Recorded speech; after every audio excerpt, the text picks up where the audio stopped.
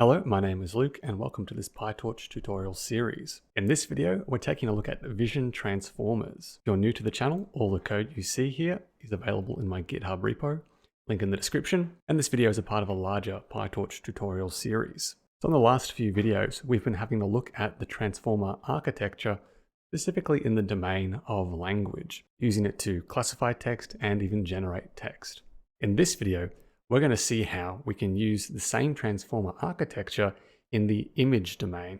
To do so, we're going to construct a so-called vision transformer, which really isn't that much different to a language transformer. So the vision transformer was first documented in the An Image is Worth 16 by 16 Words paper, and we're going to do a simplified version of that here. So we've already looked at how we can use a sequence modeling system to classify images. In the LSTM video, we looked at the end how you can split up an image into a sequence of patches and then put them in the LSTM, and then at the end of the sequence, try and classify what that image was. With our vision transformer, we do a very similar thing. We'll split up our image into patches and then embed those and treat them as embeddings in a sequence and pass them through an encoder-only transformer. So we're going to be using the Cypher10 dataset. We've seen that before, and we're going to be using just PyTorch's auto augment to perform data augmentation.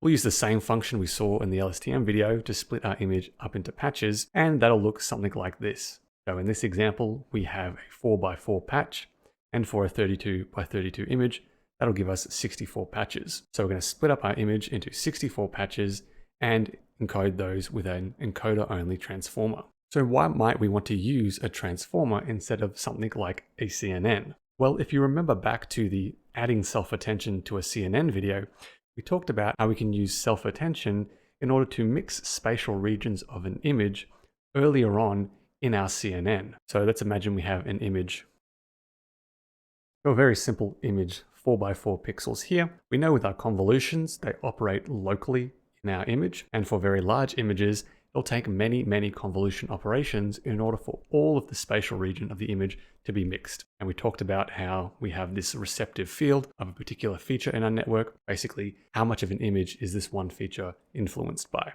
By using self-attention early on and treating every pixel or every feature as some embedding in a sequence, we can allow each pixel or each spatial region to query all of the other spatial regions in the image. And we talked about how this is a little computationally expensive. So you could, instead of getting every pixel to query every other pixel, you could combine spatial regions that are close by, embed those, and get them to query other larger spatial regions of the image. In essence, we have less elements in our sequence because, if we have 32x32 spatial regions in our image, our sequence will be 1024 elements long. A vision transformer really takes this idea to the extreme, where we basically completely remove the CNN component and only use attention and our feed-forward MLP like we do in a transformer for language. And similar to the LSTM image classification video, we don't treat every pixel as an element in the sequence.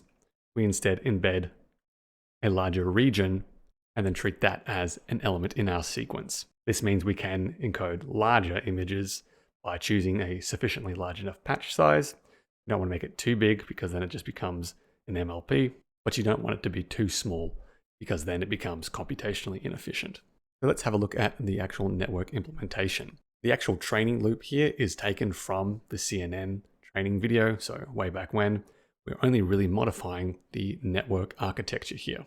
So similar to the other transformer network types, we have this repeating structure of this base transformer block where we have self-attention and a feed-forward MLP, and we just repeat that some number of times. For our vision transformer, the transformer block looks pretty much identical to our encoder-only block.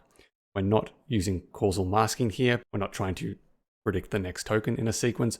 We're just trying to combine all of the elements in our input sequence. So we have our multi-headed attention and our MLP. Again, this is very similar to the encoder-only, so I won't go into too much detail here.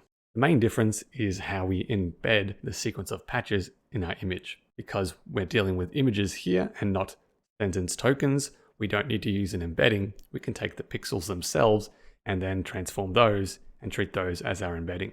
So you can see here, we have this input fully connected layer, which will just take a patch and encode that or map that to our hidden or our embedding dimension.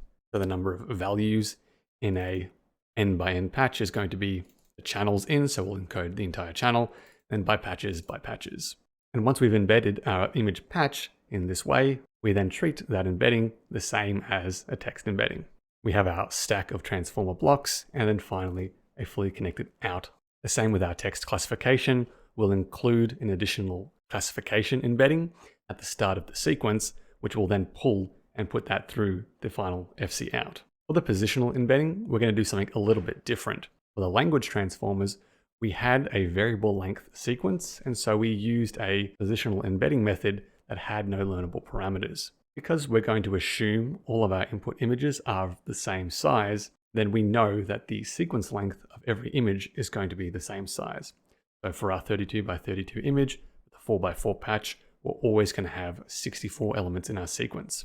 So for our positional embedding, we're actually just going to create 64 positional embeddings as an NN dot parameter. So it'll be 64 embeddings that can change during training, and we'll actually be able to see at the end what sort of embeddings our model has learned. So let's have a look at our forward pass now. We have our input image, just as it usually is, and we pass it through the extract patches function. This is going to give us a sequence of flattened patches. So this will return our batch size by the number of patches by the size of each patch. All of these patches go through our first fully connected layer, and we get our patch embeddings. So in our case, we should have 64 of these patch embeddings, each one size of hidden size. We then add on our positional embeddings. We then concatenate that classification embedding with our image embeddings. And then we simply pass those through our transformer block. Again, that self-attention will allow each patch to query all of the other patches in the image, pulling information and trying to make sense of what the image is. That classification embedding will also then query the rest of the embeddings as well to form that final representation that we then extract and pass through the final fully connected layer. That's really all there is. The only real difference is the fact that we're not using an embedding and tokens and integers like that. We're just taking the patches, putting them through a fully connected layer and treating those embeddings just like our text embeddings. Of course, we are using a learnable positional embedding this time, which you can do with language models as well, but you have to do something a bit different to handle that variable input sequence length. Let's just skip to our instantiation of our model. It's very straightforward. We need to define the image size and the channels in, so we know how many elements are in each patch. Of course, the patch size, our embedding dimensions, the number of those blocks, and the number of heads per multi-headed attention layer.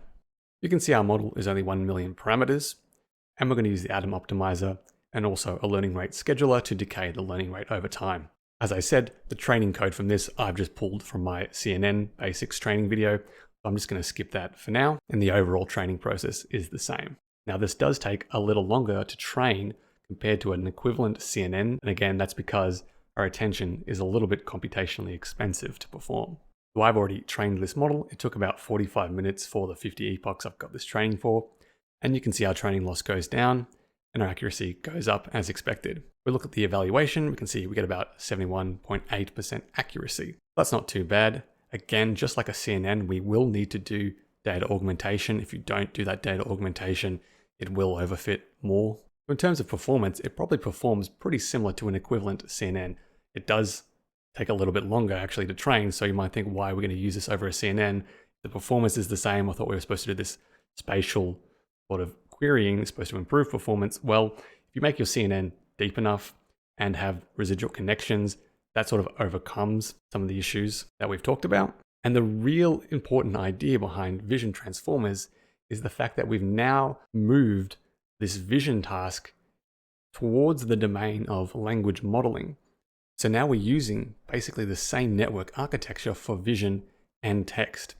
And that sort of opens the door for easier combinations between the two. And that's something we're going to see in future videos. The last thing I wanted to go over is just visualizing those positional embeddings. This is something they do in the paper that we're referencing here. So we're just taking all the positional embeddings for each patch in our image, and we're going to perform a cosine similarity between every embedding and all the other embeddings. And we can kind of see some structure in that. Here, this is laid out in order of the positional embedding in reference to the actual image patch. So you can see this is the top left, this is bottom right, and you can see for this positional embedding here, it's very similar to ones near it, but actually it's also similar to ones on the opposite side of the image as well. And as you go across, you can see the similarity shift. You can see the bright dot here is when we're performing the similarity between the embedding and itself. You can see how that tracks over the image and how the similarity changes as we go down. So it's not quite the same, but it is similar to the result we get in the paper. Okay, that's all I wanted to cover in this video. As I said, we're going to use this vision transformer now, or this method of embedding an image with a transformer, to start to do some more advanced things where we can cross the modality of images and text to do things like image captioning. So if you haven't already, remember to subscribe to stay tuned for that. In any case, thanks for watching, and I'll catch you in the next one.